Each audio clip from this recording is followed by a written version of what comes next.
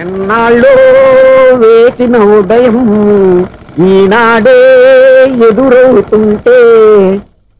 ఏంటి lover boy, ఈ రోజు మంచి మూడ్ లో ఉన్నట్టున్నావు. రియల్లీ డియర్ సునీల్, 25 years 25 ఏళ్ల నాటి శాపం ఈనాడు పేరబోతోంది. అయ్యి బాబోయ్, ఇన్నాళ్ళు నెగిటివ్ గా ఉన్న స్టోరీ ఈ రోజు పాజిటివ్ గా మారిపోతుంది అనమాట. అదేదో మా కళ్ళ కట్టినట్టు చెప్పా. 25 years 25 ఏళ్ల క్రితం నేను అరవింద స్వామిలాగా చాలా అందంగా ఉండేవాడిని. ఆ విషయాలు ఆకాశంలో చూస్తా చెప్పాలా? ఫ్లాష్ బ్యాక్ లో అలాగే చెప్పాలి. ఓహో, కంటిన్యూ చేయి. ఆ రోజుల్లో నేను లండన్ లో చదువుకునేవాడిని. ఏంటి లండన్ లోనే? అప్పుడు నా చుట్టూ లేడీ ఫ్యాన్స్ ఉండేవాళ్ళు. నీకే? ఎస్, సరిగ్గా అదే రోజుల్లో రిలేటివ్స్ మ్యారేజ్ గా ఇండియాకి వచ్చాను.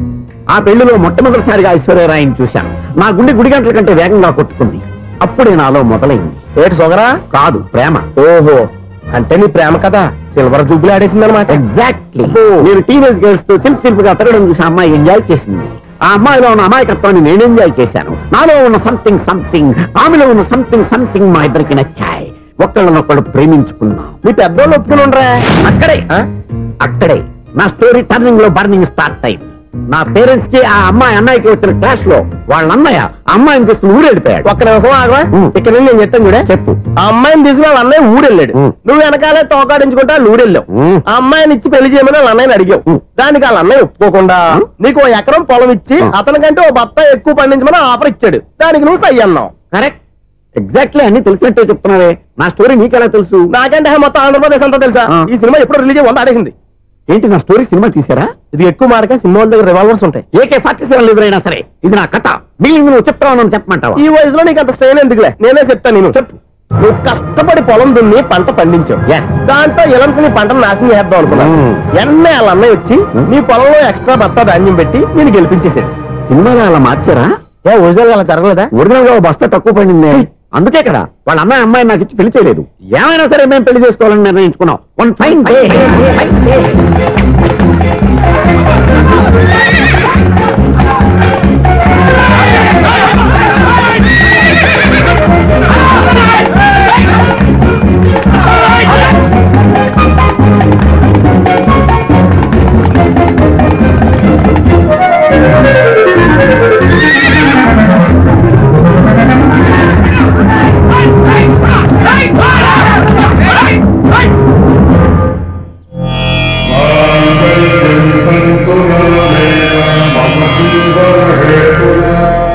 నమస్కారం పంతులు గారు. నమస్కారం అండి.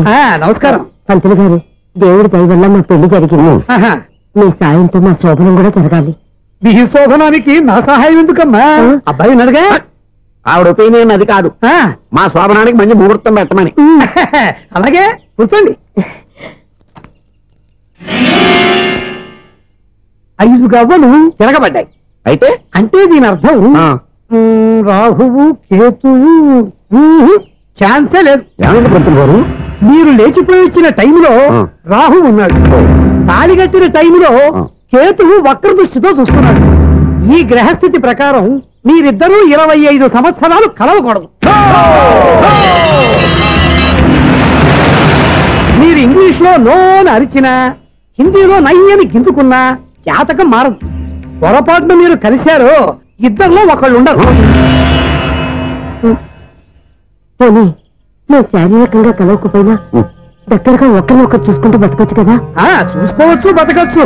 కానీ ఒకే గుమ్మం, ఒకే కంచం, ఒకే మంచం కలిశాయో మిగిలేది ఒకే శ్మశానం. శోభనం వద్దు, మరణమే హద్దు. పంతులు గారు ఆనాడు పెట్టిన గడువు ఈనాటితో తీరిపోయింది. రేపే మన శోభనం.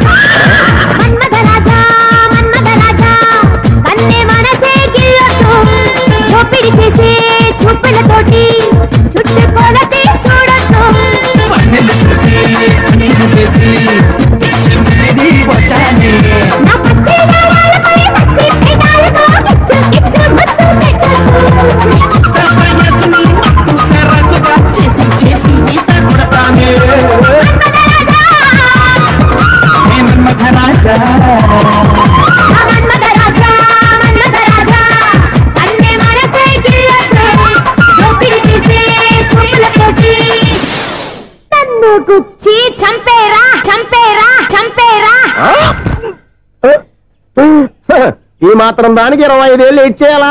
ఈ పోయేదేది అప్పుడే పోవచ్చు కదా. మేము పోలేదు, ఎంజాయ్ చేస్తున్నాం. ఇంకా ఇంకా కాదురా, అమ్మా అమ్మా అని పిలు. ఏం పిల్లాడివిరా నువ్వు? అదే ఆడపిల్ల అయితే ఈ పాటికి అమ్మా అని పిలిచేది. మగ పిల్లాడివి, నీకు బుద్ధి లేదురా. అమ్మా నన్ను ఒక్కసారి పిలిస్తే కదా మీ నాన్న నన్ను పెళ్లి చేసుకునేది.